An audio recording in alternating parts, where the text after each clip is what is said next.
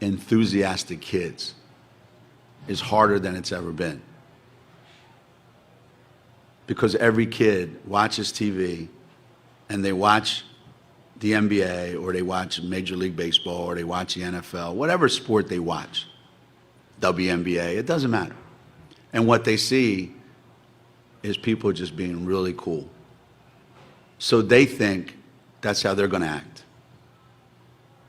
And they haven't even figured out which foot to use as a pivot foot, and they're going to act like they're really good players. You see it all the time. You see it at every AAU tournament. You see it every high school game. So recruiting kids that are like really upbeat and loving life and love the game and have this tremendous appreciation for when their teammates do something well, that's hard. That's hard. It's really hard. So on our team, me, my coaching staff, we put a huge premium on body language. And if your body language is bad, you will never get in the game. Ever.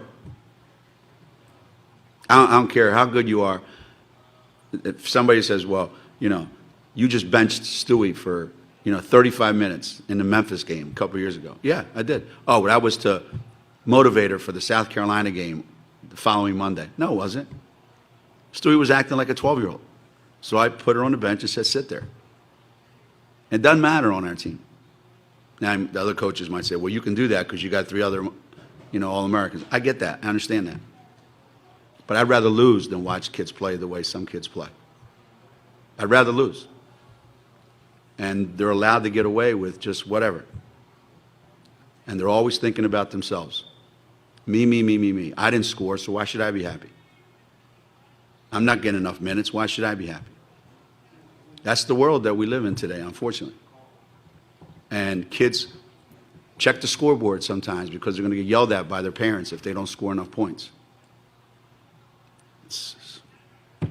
Don't get me started. So when I look at my team, they know this. When I watch game film, I'm checking what's going on the bench. And if somebody's asleep over there, somebody doesn't care, somebody's not engaged in the game, they will never get in the game.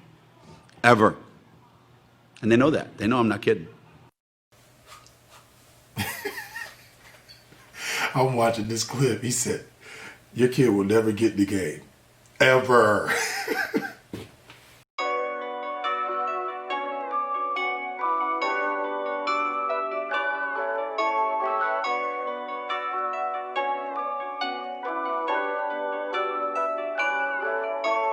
New Chanel, Mama and Gucci, got out the hoop, yeah. Been through hell, carry the life is a movie, yeah. We prevail, now we do the coupies, don't do the groupies, yeah. Got money for bail, don't act like you knew me, knock off your koofy, yeah. Flooded the rollie with Ethan, Hellcat Katrina the Beamer, blowing the money like Freeman. I got a flex in the sleepers, they tryna do me like Caesar. You gotta watch for the creepers, I got that Hey, what's up? This is Harvey Harrington. Back with Dreamchasers. Hey, this is Gino Auriemma doesn't play it, and I just love how he does things. I mean, this dude has won I don't know how many championships, and he's not the one that to play with. I mean, athletes.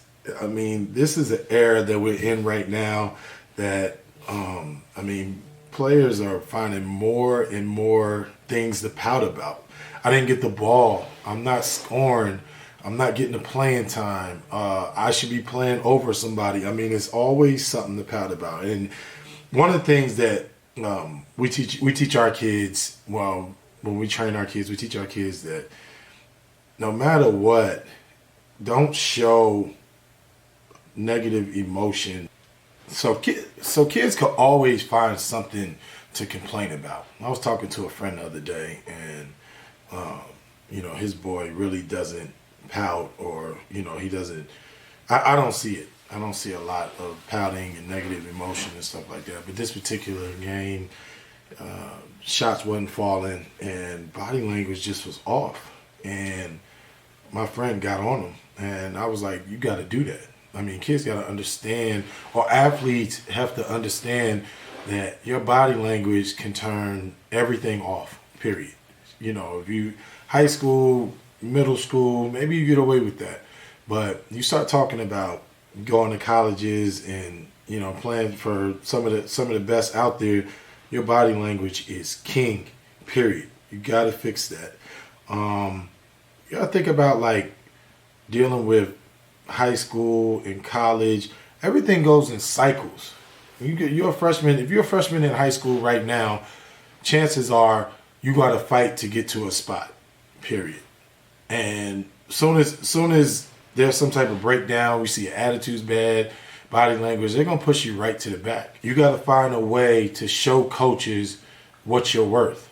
And if body language, if attitude is keeping you away from something, coaches ain't going for that. They're just not. I mean, you could sit down there on the bench, and that doesn't matter what grade you're in. But think about it like this.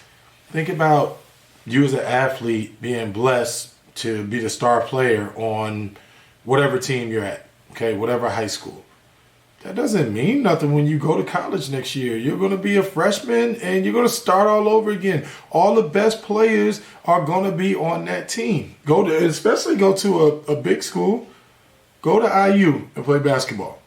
All the players on there, they the best players that was on their team from high school. They were Indiana All-Star, Michigan All-Stars, Kentucky All-Stars. It does not matter. Like, if we don't get out of this box of, oh, well, my son or my daughter is the best one on that team, and stop talking to them about that, it's going to be a major problem. And if you're an athlete and you feed into that, you're going to have big problems.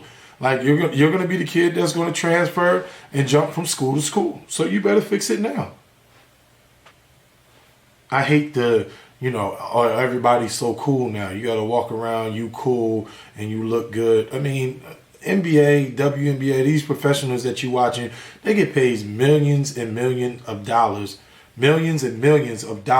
to do what they do. They can walk around and be cool. LeBron can look cool all he wants because he's probably worth almost $500 million.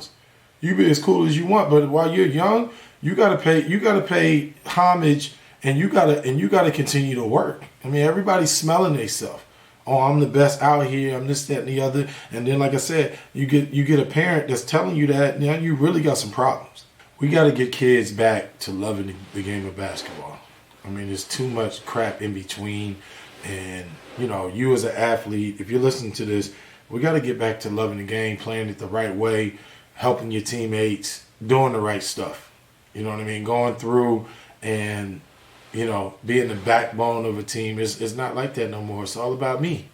How many shots can I get? How much did I score? Like I said, I was talking to another kid. He's in his season, and he got benched one game. And he said he was visibly upset. I had to break it down for him. Like, you're not entitled to nothing, period. Just because your mom or dad pays for training, or if they pay for you to go to school, or if they pay for an AAU team, that entitles you to nothing. When after they do their job, now you got to do your job. You got to get down and roll your sleeves up. Don't feel like something is just given to you. And that's what this generation, all the athletes now, that's what you guys feel like. You just feel like, oh, you know what? It's supposed to be mine. Nah, you got to go out and you got to work for it. I mean, some stuff seriously has to change. And for the athletes that are not paying attention, and you're walking around with a sense of entitlement, and you're feeling like stuff should be given to you, you're going to have the biggest problems. Because guess what? You're going to come across the Gino Auriemmas and, the John Calipari's, and they're going to let you have it. You're going to think that everything's good. Let me tell you something about the recruiting process. When they recruit you, they show you so much love, it's ridiculous. When you get back, once you get on that campus, guess what? They're going to do that to the next kid that's coming. Everybody that's coming through is going to get that same treatment. And then guess what? Now you got to get in here and you got to show what you're worth. They're not going to be like, oh, they're happy because you're there. Great. Even if you're a blue chipper, right, they're happy because you're there, but you got to perform. You be a blue chipper and get there and don't play well and see what happens. We got to find a way to do better. We got to find a way to do better. And athletes, you got to figure this stuff out quickly. I mean, parents, if you're listening, you need to be talking to your kids about how to do stuff the right way. Period. Because like I said, not only are we trying to make good to great basketball players, we got to make even better people. I'm out of here. Dream Chasers.